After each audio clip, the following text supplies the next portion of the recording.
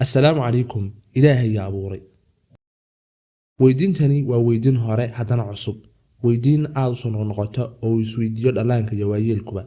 haddaan idin weydiiyo weydiin kale imise ukun ama beed ayuu diigu ama diiqu dhalaa maalinkii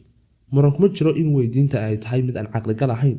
waayo diigu dabeecad ahaantiisa ma beedeeyo sidaas darteed khalad iyo murgan ayaa ku jira weydiinta imise beed ayuu dhalaa diigu waa weydiin aan sax ahayn asal ahaanteedba suurtagalna maaha ka jawaabisteedu tusaale kale haddaad la kulanto nin ama qof tusaale qofkaasna yahay madhalays kadibna aad weydiiso waa sida xaalka carruurtaadu waxa caadi ah in weydiintan ay tahay weydiin aan sax ahayn maxaa yeelay qofkani waa madhalays marka xitaa sidee u weydiinaysaa waa sida xaalka carruurtaadu saasoo kale weydiinta yaa ilaahay abuuray waa weydiin aan jirin asal ahaanna aan sax ahayn isagu waa abuure sidee buu u noqonayaa abuure la abuure isku hal waqti ama isku hal amin hadduu jir lahaa abuure abuurahan maba uu noqdeen abuure dhab ahaantii beeraha caqligalka ah iyo beerahan aqooneed waxa in badan dhaliya mulxidiinta Stephen Hawking kitaabkiisa A Brief History of Time wuxuu ku keenayaa arrinkan oo kale waxaan oranayaa ilaahay ma awoodo inuu abuuro dhagax aanu awoodin qaadistiisa halkan kama jawaabin arrinkan maxaa yeelay weydiintan waa weydiin asal ahaanba uu murgan ku jiro sida inaynu nidhaahno ma awoodaa in afargeesku u rogmo goobo suurtagal maaha maxaa yeelay goobadu hadday ku sugnaato goobanimadeeda suurtagal maaha inay afargees noqoto haddii afargees tahayna suurtagal maaha inay goobo noqoto qadiyadda ka dhigista goobada afargees ama qadiyadda ilaahay wuxuu abuuray dhagax aanu awoodin qaadistiisa ama qadiyadda ilaahay yaa abuuray oo weydiimo ay ku jiraan beeno ama fahalansi caqligal maaha saxna maaha waxaana tusaale u ah haddii aan tusaale ahaan nidhaahno yaa dubay roodhidan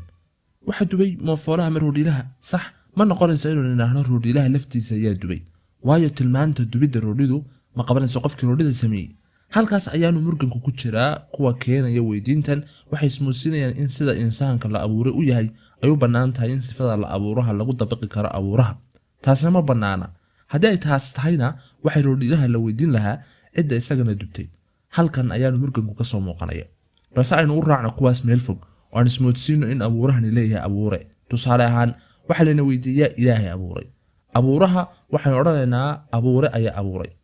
sax yaa abuuray abuuraha abuurihiisa waxa abuuray abuuro kale oo yaa abuuray abuuraha abuurihiisa kale waxa abuuray abuuro kale saas ayaanay ahaanaysaa wax daba furan oo aan dhammaad lahayn taasina waxay keenaysaa isku xirxiran waan ogtiin sida uu leeyahay mawjuweyni wixii isku xirximaa ma dhaco waxa uu tasaasulku ku jiro markii hore dhicitaanka fal tusaale ka soo qaad inaan joogno shirkad waxaynan u igmanay shaqaale inuu qabto shaqo wuxuu yiri shaqaalihii ma qabanayo shaqadan ilaa uu ogolaaday gudoomiyahaygu gudoomiyihiisana wuxuu yiri ilaa gudoomiyahaygu aqbalo gudoomiyihiisa kale wuxuu yiri ilaa gudoomiyahay kale aqbalo halkan waxa laga maarmaan inuu jiro gudoomiye ah midka uu go'aanka koowaad ka soo fulayo taasoo macnaheedu yahay inaanu isagana gudoomiye kale ka sareyn balse haddii gudoomiyaha sugayo gudoomiye kale ka kalena mid kale sida qurbaab dumnad ah oo taxan ilaa meel aan dhamaad lahayn halka lama fulinayo shaqo maxaa yeelay waxaynu ku dhacaynaa tasaasul waana wax caqligu diidayo